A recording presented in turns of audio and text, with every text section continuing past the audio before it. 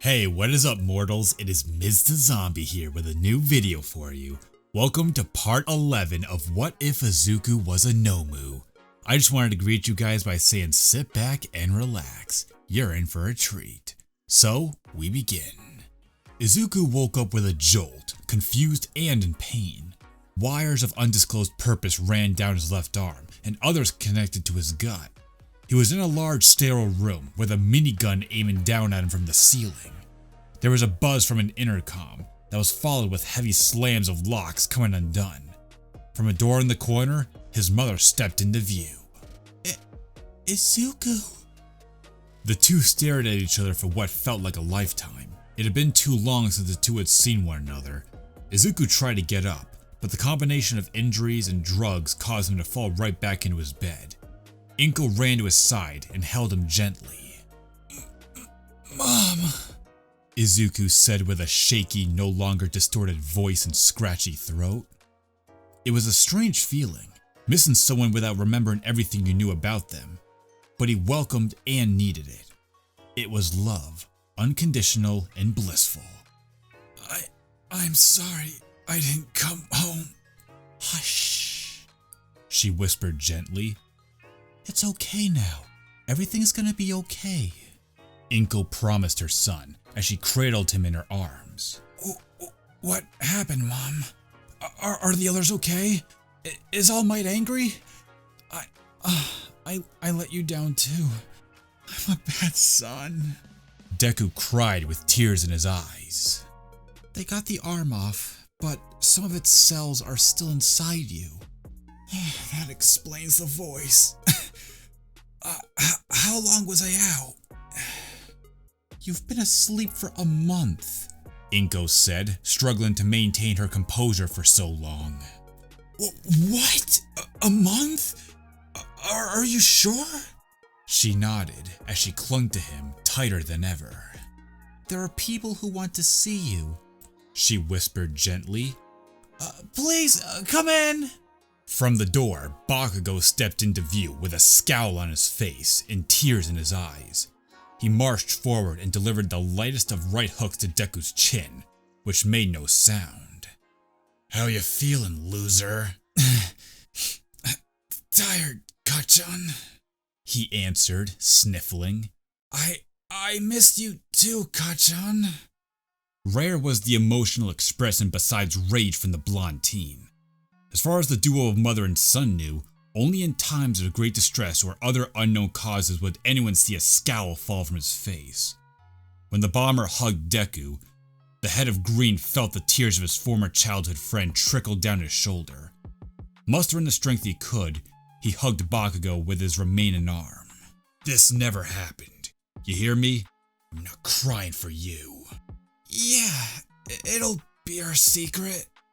When Bakugo let go, his puffy cheeks told the story, and behind him were a sea of faces, the rest of the students of UA's Class 1A. Hi, everyone, Izuku said with his head lowered. It's good to see you all again. He lied. A part of Izuku was happy to see them all there. The only ones missing were Uraraka and Ida. The other part of him felt shame for the harm he felt he caused with his defeat at the hands of Stain. He couldn't be any further from the truth. I didn't mean to cause all this. I never wanted to worry anyone. I was supposed to be the one to make you all feel safe. But everyone here, all I did was hurt you. He spoke, refusing to make eye contact with any of them. Midoriya, stop being a coward and face us, Shoto said with his heart on his sleeve. Izuku looked up slowly and was greeted with the sad faces of his friends. For someone who sees the value in life, it strikes me as odd to see that you can't see the value in yours. Shoto said on the verge of tears on his own. We weren't angry you lost or care about what you've done. We were scared that we lost you, and those villains who took you away from us. You're irreplaceable and we love you. Jerk. Shoto then gestured towards Bakugo. When he found out you were rescued, he cried for days. The four of us took turns waiting for you to wake up in shifts with your mom. The four? Yes. Me, Bakugo, and the other two hiding in the hallway. We'll let them take turns now, then after that, I can catch up with you on what you missed. Shoto stepped to the side, and some of the others left the already cramped room. In stepped Ida, dragging his feet until he stood at the end of Izuku's bed. Midoriya, Ida said with a voice laced with remorse. Ida! Izuku responded with lace amounts of heartache in his voice. It wasn't your fault, Izuku said, breaking the silence and causing a gasp to erupt from the throat of his friend. Midoriya, Stop, Ida! Deku said, pushing against his friend's words. I know what you felt that day, Ida. Izuku started.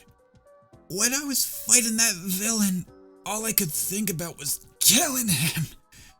And if I had the chance, I would have done it.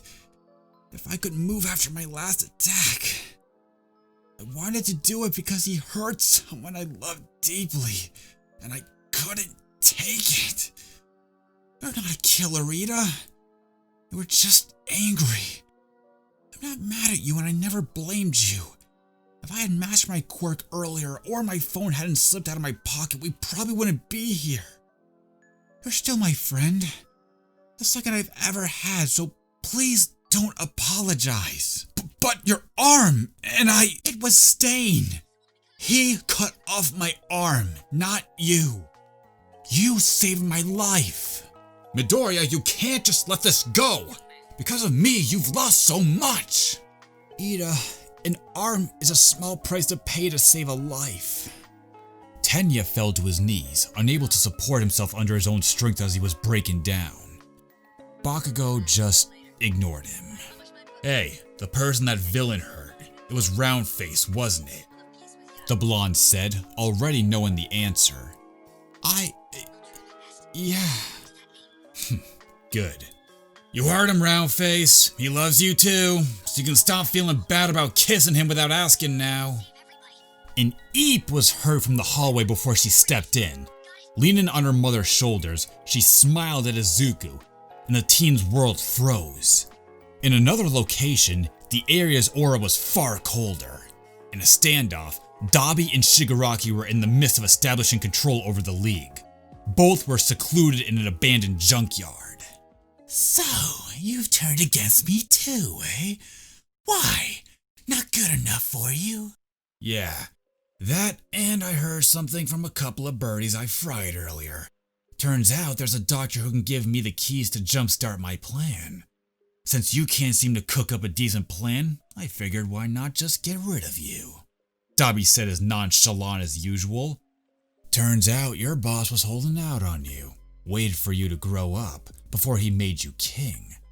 That loser 9 was the prototype for the power you're supposed to get. But I want it. I can make better use of it than you ever could.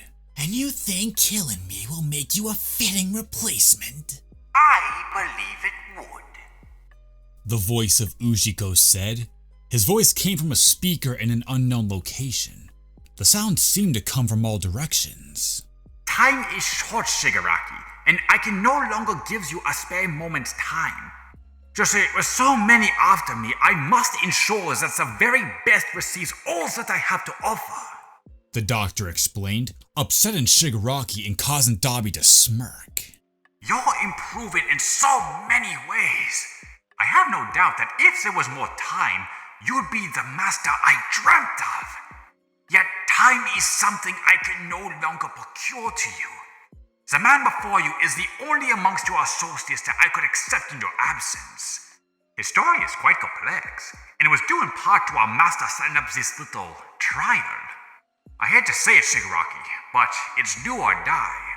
Win and be gifted with the power you've been groomed for, or die. Shigaraki glared at the man across from him, understanding the situation he found himself in. Okay, I understand now. Fine. But when this is all over, I'm killing you, Doctor! Somehow, someway, both Dabi and Shigaraki felt the madman smile. I wouldn't have it any other way, my hopeful future master. Without warning, Dabi shot a torrent of fire large enough to engulf Shigaraki. Reacting quickly, Tomura dodged to the side, but was scorched on his right leg. Shigaraki slammed both hands on the ground, sending a wave of decay at his former comrade. Dabi took off, shooting the blast from the soles of his feet, taking off like a rocket into the air and throwing fireballs at Shigaraki. The decay villain ran for his life, dipping and dodging attack after attack. Seemingly complacent to those around him, Shigaraki was a studious learner, gaining knowledge from every interaction and observation. So, knowing that even if he couldn't touch his rival, time would defeat him for the future king. But Dabi had other plans. Sorry, not gonna let you run out the clock. Dabi brought his fists together, which bled as he clenched them before he shot him out with his sides. Flash fire fist! Hell curtain!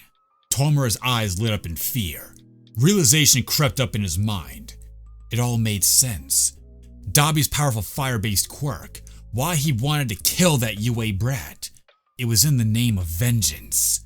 Tomura knew that Dabi's flames were hot enough to melt through steel, yet he had to try to do something. He spotted a car door that had been discarded on the ground.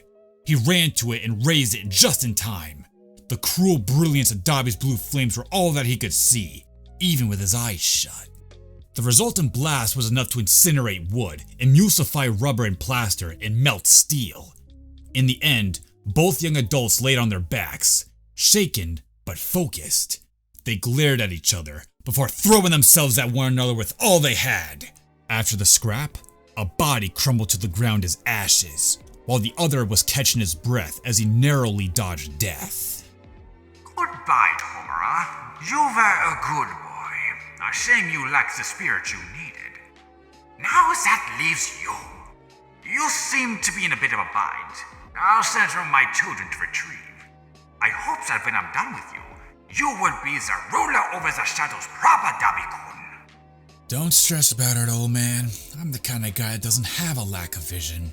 I always keep an eye towards the future. We shall see. You've shown vision and ingenuity, but in the end, I can only wait for the results. Don't disappoint me, child. As if I could. Now, get me out of here. A black figure came out of a black wormhole and gingerly picked up Dabi and carried him to the good doctor. Elsewhere, a crimson-dressed man was busy dealing with two annoying children. Toga and Spinner were attaching themselves to the former hero killer's side. Why are you fools so insistent on following me everywhere I go? Because we are your disciples, Stain-sensei. Spinner said with a frantically nodding Toga by his side. We wish to help you in the improvement of this broken society. Annoying. I'm a fraud, you fool. I crippled All Might's kid, robbing the world of its second symbol of peace. If it weren't for me, the world would have had a guaranteed second wind. And it wasn't my first failure. So that means you give up and turn yourself in because of those mistakes. Don't you owe it to the world to make it up for them? Stain reached for the Bowie knife strapped to his hip. You're treading on thin ice, kid. No! This isn't right! The world still needs someone to stand up to societal corruptions in hero society. Stain eyed Spinner, taking not just his appearance, but his words. You are the one that wanted to return the kid. Why? Because he was innocent. Those who are innocent should be protected. Stain closed his eyes in silent contemplation. Then your judgment is sound. Until the day All Might takes me down, I will train you both to be better replacements for me. Now, come with me. There's a lot you both need to learn. Thank you all for indulging yourselves in the story thus far. I hope you enjoyed it. Now there are a few more things that I have to go over first before this video ends. Firstly, we've got a second channel called Anime Deep Dive. Anime Deep Dive goes deep into the facts and lore of a wide variety of anime. It's sure to expand your weeb knowledge for all kinds of series guaranteed. On top of that, we have a third channel called We the Celestials Naruto What Ifs. It's what we do on this channel already, but in the vast world and lore of Naruto. Go check it out if you're in the mood for some jujitsu action. Secondly, on behalf of We the Celestials, I'd like to thank everyone involved in the production of this awesome content. Their details will be in the description below. Lastly, if you're interested in what we do here on We the Celestials, then I would like to extend out an invitation for you to join the team. The only caveat being that we only accept members 16 years and up to join the crew. You can sign up for whichever category fulfills your interest by joining the recruitment Discord using the link in the description below. Our Discord is an all-around fantastic place to be. Whether you're a fan or looking to join our band of misfits, we're always looking for members to join us. Well, that's it from us for today's video, so thank you all for watching and have a great day.